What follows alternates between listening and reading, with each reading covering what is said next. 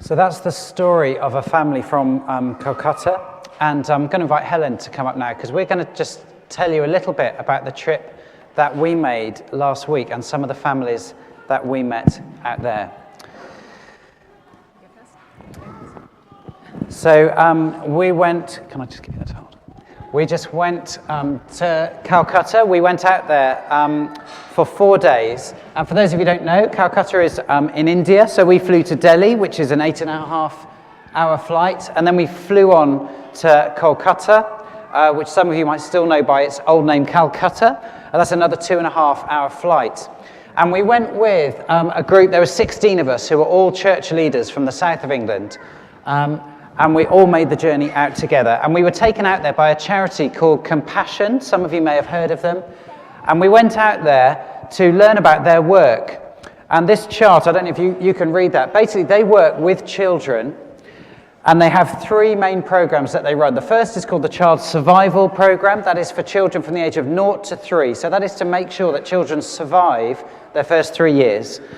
Then they have a Child Sponsorship Program, which runs from the age of 3, actually they're bringing it all the way down to the age of 1 in the coming year, up to the age of 21. And during that period, they sponsor a child and they give them everything that they can in terms of their education, their social development, their spiritual formation, and the medical needs that they can. And they provide these programs, which we went to see.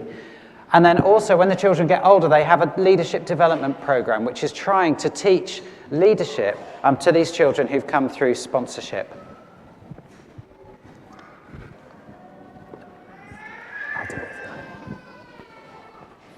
The first day that we were there, we were driven 2.5 hours south of Calcutta into a very, very remote region where they'd set up a child survival program. So the reason why they did this is traditionally they just did child sponsorship, and they took the children into the projects aged about 4.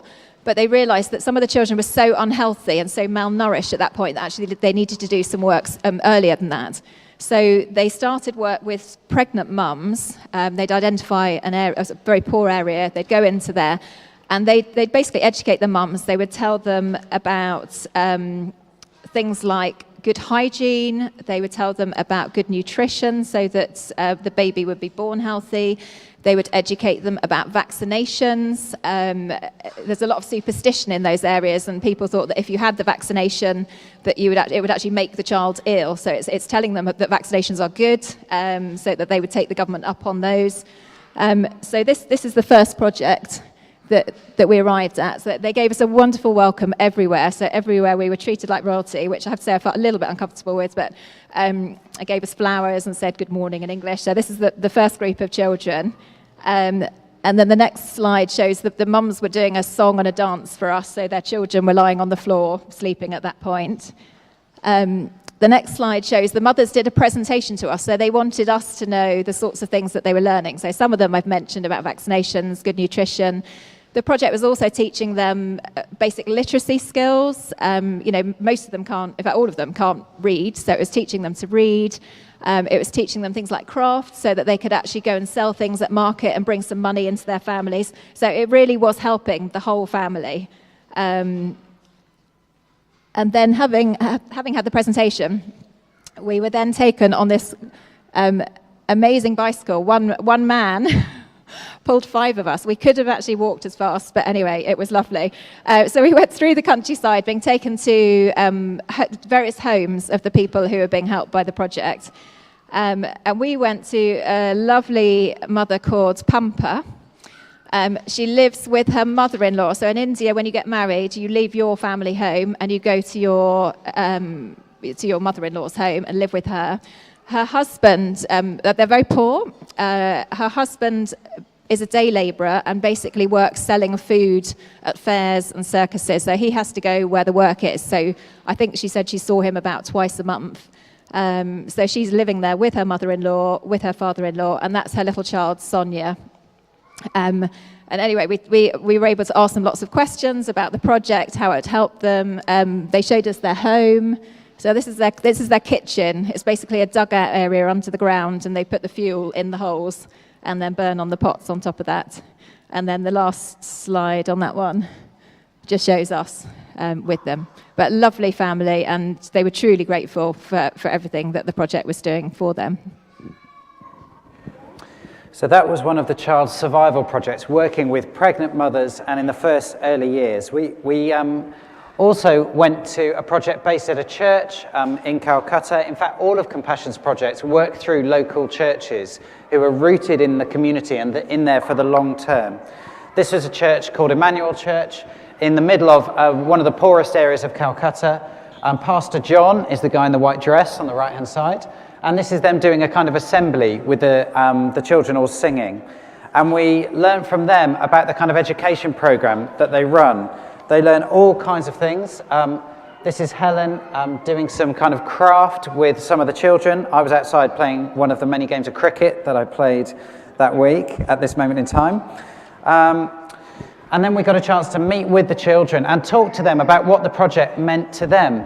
This is a girl called Rinky, who we met, who taught us a dance. We decided not to show you the video of the two of us doing like the playground dance with all the kids.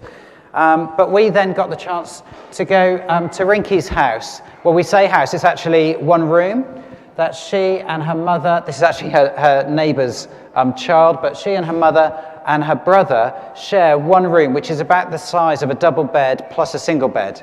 So they all sleep in the same bed, which is where they're sitting there. The father lives there about 2 nights a month. He's an alcoholic, so he's usually somewhere else. And we spent time in Rinky's home talking to her and her mother. And this room had no natural light at all. It had a corrugated roof. It was down this kind of maze of alleyways in the middle of a slum. And Rinky was talking about the project and about how she loves going there. She's into absolutely everything. She especially loves dancing. And her dream is to become a dance teacher. And that dream, which would have been completely impossible a few years ago, is now actually a possibility for her because of the work that Compassion are doing there. On our last evening in Kolkata, we met with 3 21-year-olds who have all been sponsored since the age of 4. And this is a remarkable young lady called Mumtai who we met. And she grew up in the poorest background you could imagine. And she is now at university. And she told us the story of how she had managed to get into this project and start being educated, and she was then able to share that with her family. I haven't got time to tell you a whole story, but we were all in tears listening to it. And she is now at university, and her goal is to go back to her home community and to work to help other children up out of poverty. One of the things that we were really impressed with was that these graduates, if you like, of child sponsorship, they didn't all want to come to Europe and earn a fortune. They wanted to go back to their home communities and help accelerate the work. One of the boys that we met, his life's ambition is to sponsor 100 children before he dies. And it was just extraordinary to see the difference. That 83 pence a day, that's what it costs to sponsor one of these children, 83 pence a day. For 83 pence a day, you can change their lives. And someone in our group said at the end, I've realized we cannot change the whole world, but we can change the whole world for one child. And that really, in a nutshell, is what we discovered, that there is so much need out there, but actually by choosing one child and by sponsoring them and supporting them and writing to them, you can change their lives. And every child that we met, we went up to them and said, who's your sponsor? And they'd say, oh, it's Mr. Den Haan from Amsterdam. Or, it's Mrs. Jones from Australia. They all know their sponsors. They write to them. They love them. And they treasure the letters they get from them. One child said to us, well, of course, my parents were too busy to encourage me. But every time my sponsor sent me a letter, they said, we believe in you. We know you can do it. Keep going. And that's what brought me through. So it is an amazing, amazing opportunity that people like us are given to make a difference to people's lives.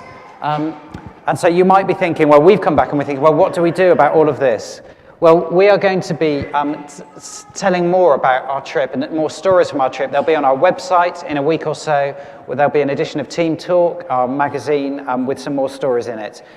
You can go to the Compassion website and find out more, compassionuk.org. You can speak to people in this congregation who already sponsor children through Compassion. The Blake family do, so if you know Grace and Martha and Jay and Kirsty, is there anyone else here who sponsors a child through Compassion? Ian and the Branches do, and Tony does, and Wendy, our curate, already does. So if you want to find out more, you can speak to them.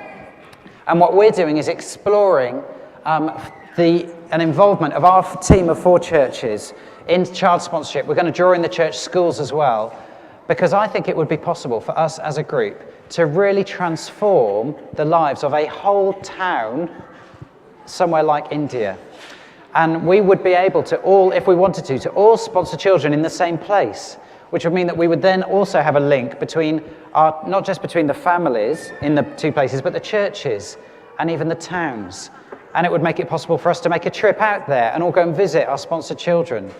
So this is the kind of, this is the way forward that we're exploring at the moment, and we will be telling you more about it, so watch this space. Any of you been to India will know it is an absolutely incredible place. This was a shot that Helen got out of a car window. India is great, which is painted on a lot of the lorries out there, and we came back agreeing with them.